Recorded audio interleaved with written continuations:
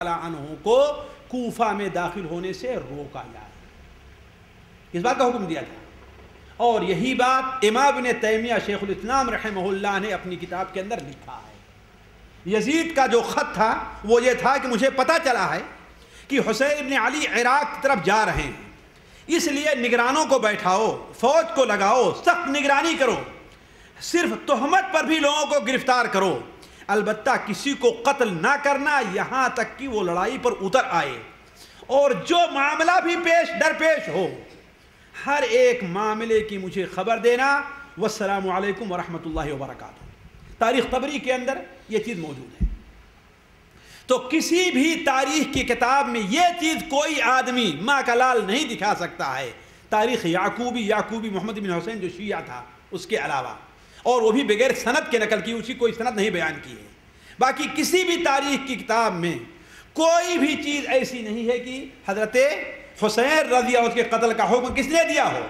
یزید ابن معاویہ نے دیا ہو۔ یہ میرا چھوٹا منہ اور بڑی بات نہ سمجھیں، میں یہ بات نہیں کہہ رہا ہوں۔ ہم سے پہلے امام ابن تیمیہ جیسے بڑے بڑے علماء، امام ابن کثیر جیسے بڑے بڑے علماء نے بھی یہ بات کہی ہے کہ یزید نے حضرت حسین رضی اللہ عنہ کے قتل کا حکم نہیں دیا تھا۔ تو یہ چیز ثابت کرنا یزید پر کوئی حکم لگانے سے پہلے ضروری ہے کہ ہاں ثابت کیا کہ اس نے قتل کرنے کا حکم دیا تھا۔ دوسری چیز، کیا قتل کا حکم تو نہیں دیا تھا، لیکن کیا یزید حضرت حسین رضی اللہ عنہ کے قتل پر خوش ہوا تھا؟ اگر خوش ہوا تھا جس کا مطلب اس میں شریک ہے کہ نہیں ہے؟ سنن ابو داؤد کے اندر، سنن ابو داؤد میں ایک حدیث ہے کہ اللہ کے رسول صلی اللہ علیہ وسلم کا ارشاد ہے کہ اگر کسی جگہ پر کوئی برائی ہو رہی ہے، وہاں پر کوئی شخص موجود ہے اور اس برائی سے راضی نہیں ہے، تو گویا وہاں پر موجود ہی نہیں ہے وہ۔ یہ حدیث کی بات نہ، سنن ابو داؤد کے اندر حدیث ہے، صحیح سند سے مروی ہے۔ اگر کسی جگہ کوئی برائی ہو رہی ہے اور ایک شخص وہاں پر موجود ہے لیکن اسے برا سمجھتا ہے، اسے اچھا نہیں سمجھتا، تو گویا کہ وہاں پر وہ موجود نہیں ہے، یعنی اللہ تعالیٰ اسے کوئی گناہ نہیں دے گا۔ اور اگر کسی جگہ کوئی برائی ہو رہی ہے، وہاں پر کوئی شخص موجود تو نہیں، البتہ اسے اچھی سمجھتا ہے، تو کیا مطلب ہے؟ گویا کہ وہ شخص وہاں پر موجود ہے۔ یہ شرعی اصول ہے کہ نہیں اصول ہے؟ تو اب یہ دیکھا جائے کہ کیا تاریخ سے یہ پتہ چلتا ہے کہ یزید حضرت حسین رضی اللہ تعالی عنہ کی شہادت پر خوش تھا یا نہیں تھا؟ اس سلسلے میں امام ابن تیمیہ رحمہ اللہ، امام ابن کثیر رحمہ اللہ کا دو کا حوالہ میں دیتا ہوں جو یہاں پر نوٹ ہے۔ وہ لوگ لکھتے ہیں کہ یزید حضرت حسین رضی اللہ عنہ کی شہادت پر خوش نہیں تھا بلکہ ناراض ہوا ہے۔ امام ابن کثیر ایک جگہ اپنی تاریخ البدایہ والنہایہ میں لکھتے ہیں کہ خوش نہیں ہوا، لیکن شاید اسے ناراضگی بھی نہیں ہوئی۔ خوش نہیں ہوا لیکن شاید اسے ناراضگی، لیکن امام ابن تیمیہ رحمہ اللہ بڑی صراحت کے ساتھ لکھتے ہیں کہ وہ اس سے ناراض نہیں تھا۔ جو کچھ ہم نے لکھا اس سلسلے میں چند سطر وہ آپ کو پڑھ کر سناتا ہوں۔ دیکھیے، کسی بھی صحیح و قابل اعتبار روایت سے پتہ نہیں چلتا کہ یزید نے حضرت حسین کے قتل پر خوشی کا اظہار کیا ہو، بلکہ اکثر روایات جو شیعہ ہی سے بیان کردہ ہیں ان میں اس بات کی صراحت ہے کہ یزید کے پاس جب حضرت حسین کے صاحبزادے حضرت علی ابن زین العابدین پہنچتے ہیں تو یزید نے سخت افسوس کا اظہار کیا، عبید اللہ ابن زیاد کو لعنت و ملامت کی، اور بڑی وضاحت کے ساتھ صاف لفظوں میں یہ کہا کہ قد كنت ارضى من طاعتكم بدون قتل حسين لعن الله ابن سمية اما والله لو اني صاحبه لعفوت عنه فرحم الله الحسين۔ کہا کہ اے کوفہ کے لوگوں، میں تمہاری اطاعت پر بغیر قتل حسین کے راضی تھا، لیکن حسین کو قتل کر کے تمہارے ہاتھ پر بیعت کرو، میں اس پر راضی نہیں ہوں۔ اور کیا کہا؟ اللہ تعالیٰ کی لعنت ہو ابن سمیہ یعنی عبید اللہ ابن زیاد کے اوپر، واللہ اگر میں وہاں پر موجود ہوتا تو حسین کو چھوڑ دیتا، رضی اللہ عنہ بخش کر دیتا۔ اللہ تعالیٰ حسین کے اوپر رحم کر۔ اور البدایہ والنہایہ کے اندر لکھتے ہیں، ایک جگہ اور ہے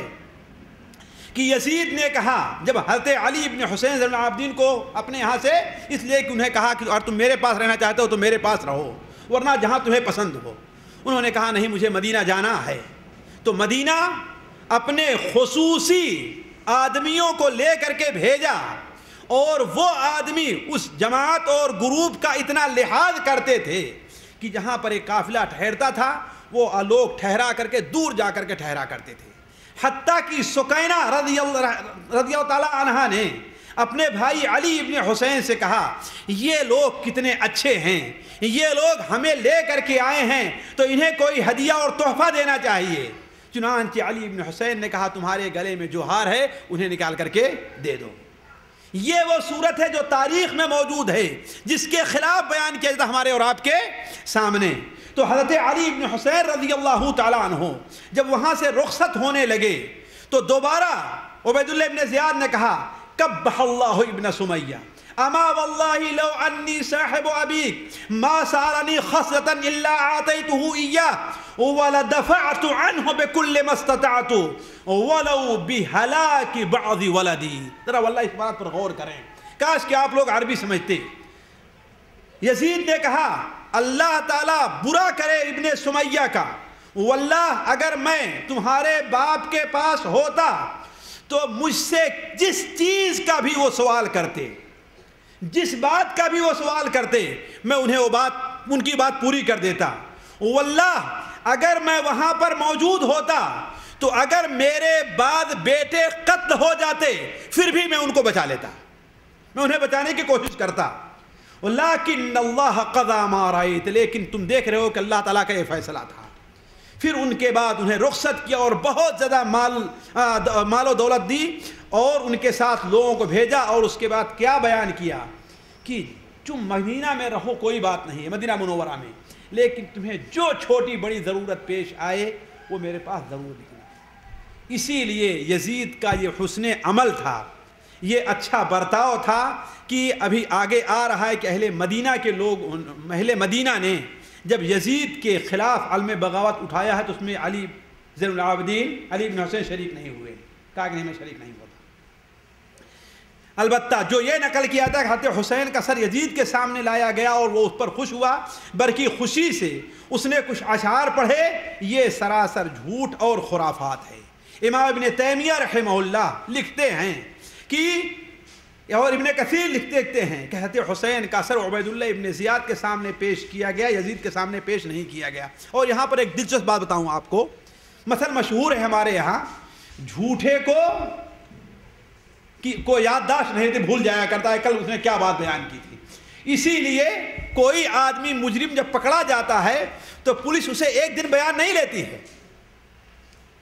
روزانہ 2 دن 3 دن 4 دن لگاتار بیان لے گی پولیس اسے۔ کیوں؟ اس لیے کہ کل جو بیان کیا اس کے خلاف بیان نہیں کر رہا ہے، اگر اس کے خلاف بیان، اس کا مطلب کیا ہے کہ وہ، اسی لیے عربی کی مثل مشہور ہے دروغ گورا حافظہ نہ باشد، جھوٹے کو کوئی بات یاد نہیں رہتی ہے۔ تو جو جھوٹی روایت بیان کرنے والے ہیں، دلچسپ بتاؤں تاریخ کی کتابوں میں موجود ہے کہ جب حضرت حسین رضی اللہ تعالی عنہ کا سر مبارک